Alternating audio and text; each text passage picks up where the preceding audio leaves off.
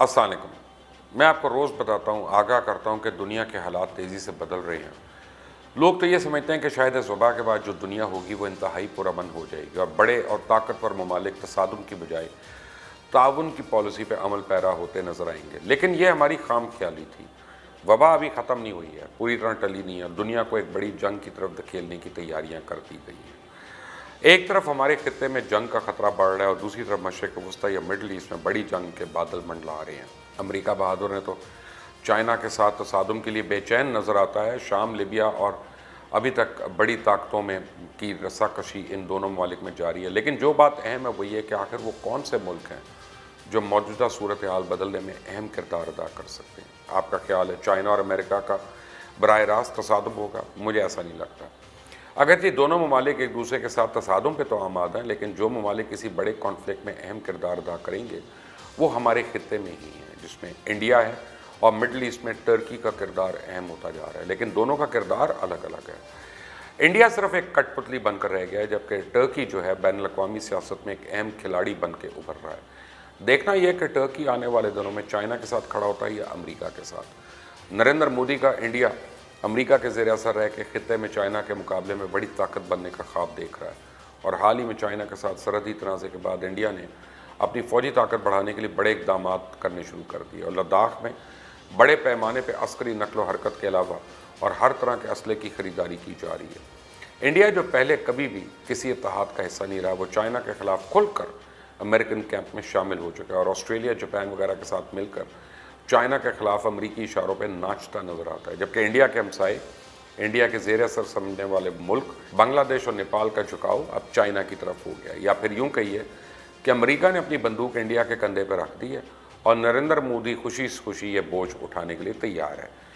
India نے ہمیشہ خطے میں ڈی سٹیبلائزیشن کی پالیسی پہ عمل کیا، چاہے وہ افغانستان کے ذریعے پاکستان میں دہشت گردی ہو، نیپال اور سری لنکا میں شرارتیں کر کے دباؤ کی پالیسی اپنانا، یا پھر بنگلہ دیش کی حکومت کو پاکستان کے خلاف اکسانا۔ لیکن اب انڈیا ہر محاذ پہ ایکسپوز بھی ہو گیا اور ناکام ہونے کے بعد بوکھلاہٹ کا شکار ہے۔ چائنا نے خوب پٹائی کر دی ہے۔ انڈیا کی پاکستان میں دہشت گردی کے لیے افغانستان کی سرزمین کے استعمال میں حقائق سامنے آ چکے ہیں۔ نیپال اور بنگلہ دیش نے مودی کو آنکھیں دکھا دیں اور چابہار گیس منصوبوں سے ایران نے انڈیا کو باہر کر دیا۔ اور جیسا کہ میں نے آپ کو پہلے کہا تھا کہ انڈیا خطے میں تنہائی اور بوکھلاہٹ کا شکار ہو کے امریکہ کی گود میں جا بیٹھا ہے، وہ اب کسی بھی قسم کے ایڈونچر کے لیے تیار ہے۔ اور اب نریندر مودی کی چابی ٹرمپ کے ہاتھ میں اور ڈونلڈ ٹرمپ کے نومبر میں الیکشن ہونے جا رہے ہیں، تو خطرہ یہ ہے کہ وہ یہ چابی اپنے سیاسی مفادات میں کسی بھی وقت گما سکتا ہے اور انڈیا چائنا یا پھر پاکستان کے ساتھ کسی بھی وقت تصادم کر سکتا ہے۔ اس لیے انڈیا خطے کی سلامتی کے لیے سب سے بڑا خطرہ بن چکا ہے۔ اور اب ذرا افریقہ، مڈل ایسٹ میں ترکی کے بڑھتے اثر رسوخ اور طاقت کو بڑھانے کے ایمبیشن پہ ذرا نظر ڈالیں تو جس نے خطے میں موجود دوسری بڑی اور خاص طور پہ عرب طاقتوں کو پریشان کر رکھا ہے اور آنے والے دنوں میں بڑے تصادم کا خطرہ پیدا ہو گیا۔ ٹرکی اگرچہ نیٹو کا ایک اتحادی ملک ہے، لیکن اس کے باوجود ٹرکی اپنی نئی شناخت بنانے کے ساتھ ساتھ اپنی طاقت بڑھانے کے لیے ہر ممکن کوشش کر رہا ہے۔ ترکی کے صدر طیب اردوغان کی طرف سے مختلف ممالک میں فوجی کارروائیاں اور خاص طور پہ آیا صوفیہ میوزیم کو 80 سال بعد واپس مسجد بنانے کے بعد اب یہ بحث چھڑ گئی ہے کہ کیا طیب اردوغان ایک نئی سلطنت عثمانیہ کی بنیاد تو نہیں رکھنے جا رہے۔ جس طرح امریکہ وار اگینسٹ ٹیررزم کے نام پہ اپنی فوجیں مختلف ملکوں میں اتارتا رہا، ٹرکی بھی شام، لیبیا اور شمالی عراق کے لینڈ لاک کردش ریجنز میں اپنی طاقت دہشت گردی کے خاتمے کے لیے آپریشنز کر رہا ہے، اور مغرب اور عرب دنیا ٹرکی کے اس عمل کو ٹرکش ایکسپینشنزم کا نام دے رہے ہیں۔ ٹرکی کی خارجہ پالیسی نے سب کو پریشان کیا ہوا ہے اور جنگ زدہ شام سے لے کے شمالی عراق کے کردستان، تیل کی طاقت سے مالا مال قطر سے لے کے غربت سے ماری مغربی اور مشرقی افریقہ اور لیبیا تک ٹرکی کی فوج انٹرونشن کرتی جا رہی ہے، اور یہ سلطنت عثمانیہ کے خاتمے کے بعد ترکی میں پہلی حکومت ہے جو یہ سب کچھ کر رہی ہے۔ مغربی دنیا بھی حیرت سے اس کو دیکھ رہی ہے کہ کیا اردوغان کھل کر اپنے ملک کے گلوبل ملٹری فٹ پرنٹ بڑھانے کی خواہش پر عمل درآمد تو نہیں کر رہا۔ حیران کن بات یہ ہے کہ اکثر حکومتیں ٹرکش ٹروپس کو بیرونی اور اندرونی خطرات سے نمٹنے کے لیے خوش آمدید بھی کہتی نظر آتی ہیں، لیکن کچھ جگہوں پہ جیسا کہ شام میں ٹرکی نے اپنے مفادات کے حصول کے لیے بلا اجازت بھی انٹرونشن کی ہے، اور جو چیز امریکی اتحادی، یورپ اور عرب ممالک کو پریشان کر رہی ہے وہ ہے کہ ٹرکی کی ملٹری انٹرونشن، یا جسے ایکسپینشنزم کہا جا رہا ہے، اس کے ساتھ ساتھ ان ممالک میں ٹرکش فرمز انویسٹمنٹ بھی کر رہی ہیں۔ در حقیقت ٹرکی ان جنگوں سے فائدہ اٹھا رہا ہے اور اپنا اثر رسوخ بڑھا رہا ہے جو بہت ہی کمپلیکیٹڈ ہیں اور جنہیں امریکہ اور مغرب نے شروع کیا۔ عراق اور شامی حکومتیں ترکی کے دخل اندازی پہ شور تو مچاتی نظر آتی ہیں، جبکہ ترکی کہتا ہے کہ عراق اور شام میں جاری آپریشنز جاری رکھیں گے۔ ترکی کہتا ہے کہ PKK اور YPG کے خلاف آپریشن اپنے دفاع کے لیے کر رہا ہے، جبکہ امریکہ ترکی سے یہ کہتا نظر آ رہا ہے کہ YPG پر حملہ نہ کرے کیونکہ وہ اس کے ISIS کے خلاف اتحاد ہے، جبکہ PKK کے خلاف کارروائی میں ترکی کو امریکہ کی ہمدردی حاصل ہے۔ ترکی نے تیزی سے مشرق وسطیٰ یعنی افریقہ میں اپنا اثر رسوخ بڑھایا اور 2015 میں طیب اردگان نے قطر میں سلطنت عثمانیہ کے خاتمے کے بعد پہلی ملٹری بیس قائم کی، اور یہ اس وقت ہوا جب 1 سال پہلے سعودی عرب، بحرین اور عرب امارات اور مصر نے اپنے سفارتکاروں کو قطر سے نکال دیا، اور جب 2017 میں سفارتی تعلقات خراب ہوتے ہوتے معاملہ سعودی عرب اور اس کے اتحادیوں کی طرف سے قطر کے خلاف اکنامک بلاکیڈ تک پہنچا تو ٹرکی نے مزید فوجی قطر بھیج دیے، اور حال ہی میں ٹرکی نے لیبیا میں اپنے فوجی دستے بھیجے تو عرب ممالک کو ایک بار پھر شدید ناراض کر دیا۔ لیبیا میں ٹرکی کے عزائم واضح ہیں۔ ایک تو ٹرکی چاہتا ہے کہ ترکی کے دوست حکومت قائم رہے، کیونکہ ٹرکی کے کرنل قذافی کے دور کے $1 ملین کے قرضے واپس حاصل کرنا چاہتا ہے، اور یہی نہیں، ٹرکی لیبیا کی بحالی میں بھی اپنا حصہ ڈالنا چاہتا ہے۔ ٹرکی کی لیبیا میں مداخلت نے لیبیا میں جاری جنگ کا پانسا لیبیا میں قائم حکومت کے حق میں پلٹ دیا، جبکہ حکومت مخالف خلیفہ حفتار کی فورسز جو ہیں ان کو شکست کا اب سامنا کرنا پڑ رہا ہے، جنہیں سعودی عربیہ، عرب امارات اور مصر کی حمایت حاصل ہے، اور یہ ترکی کی مداخلت کسی صورت برداشت کرنے کو تیار نہیں۔ گزشتہ ہفتے مصر کی پارلیمنٹ نے لیبیا میں قائم GNA کی حکومت کے خلاف فوج بھیجنے کو قانونی قرار دیا، جس پہ اقوام متحدہ نے خبردار کیا کہ اس سے خطے میں بڑی جنگ ہو سکتی ہے۔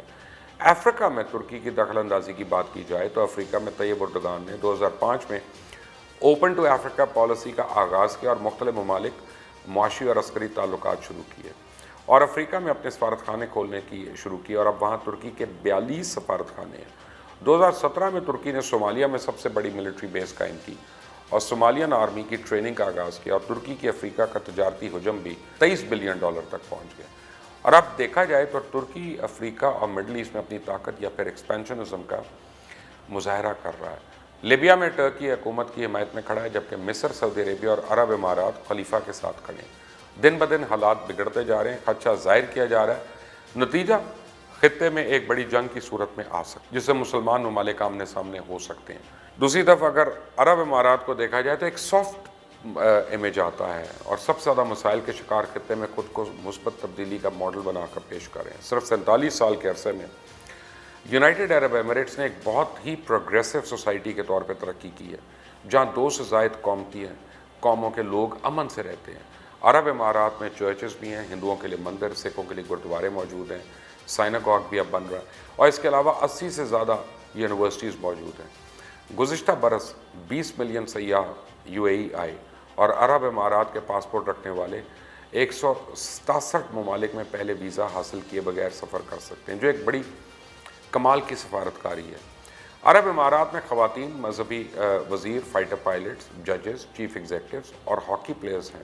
اس متحدہ عرب امارات خطے میں ایک بہت پازیٹیو خوشحالی کی اعلیٰ ترین مثال ہے۔ دیکھنا یہ ہے کہ آنے والے دنوں میں مڈل ایسٹ کیا رنگ اختیار کرتا ہے اور کون کس کی سائٹ پہ جاتا ہے۔ انٹل دی نیکسٹ ٹائم، اللہ حافظ۔ یمن میں دنیا کا سب سے سنگین اس وقت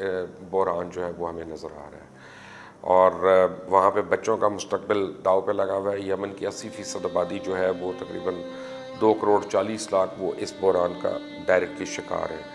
اور 1,20,00,000 تو اس میں بچے شامل ہیں۔ یہ ملک ان کے لیے جہنم بن چکا ہے، نہ وہاں پہ خوراک ہے، نہ پانی ہے، نہ کوئی دوائی ہے،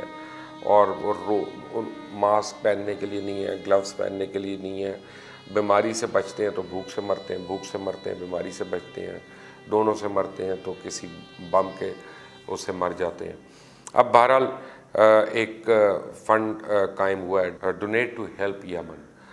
اور میں یہ چاہوں گا کہ آپ جتنے میرے جاننے والے ہیں کہ اس فنڈ میں ضرور ڈونیٹ کریں۔ تو یہ یونائٹڈ نیشنز کا فنڈ ہے، میں چاہوں گا کہ اس میں سارے کھل کر عطیات دیں، صدقات دیں، خیرات دیں، زکوٰۃ دیں، کیونکہ وہاں کے بچے اور وہاں کے لوگ جو ہے